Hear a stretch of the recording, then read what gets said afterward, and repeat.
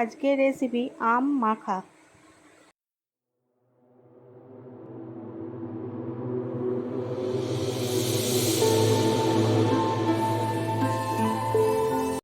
আজ একটু অন্যভাবে আম মাখবো।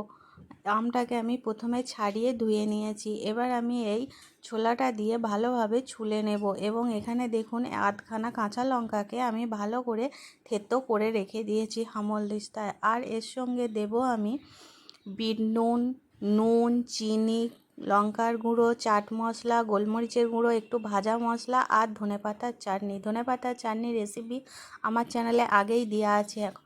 ডেসক্রিপশন বক্সে আমি লিঙ্কটা দিয়ে দেবো, যদি দরকার হয় দেখে নেবেন। আর আমি আমটাকে এভাবে ছিলে নেব পুরোটাকে। যেহেতু আমি আমটাকে ছাড়িয়ে ধুয়ে নিয়েছিলাম তাই ছেলার পর আর কিছু দরকার নেই। এবার আমি এর মধ্যে লঙ্কা যেটা থেতো করে রেখেছি সেটা আমি পুরোটা দিয়ে দেব এবং এর মধ্যে দেব কাগজি লেবুর একটু রস। কাগজি লেবুর রস দিলে টেস্টটা একটু ভালো হয়।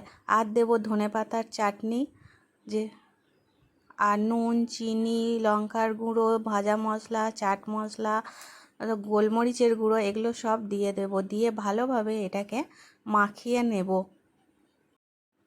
এই মাখানোটা কিন্তু সুন্দরভাবে মাখাতে হবে। কোনো একদিকে কোনো জিনিস বেশি হয়ে গেলে কিন্তু খুব খারাপ খেতে হবে এটাকে। আর এর মধ্যে কিন্তু আমি একটু সর্ষের তেলও দিয়েছি, এই দেখুন।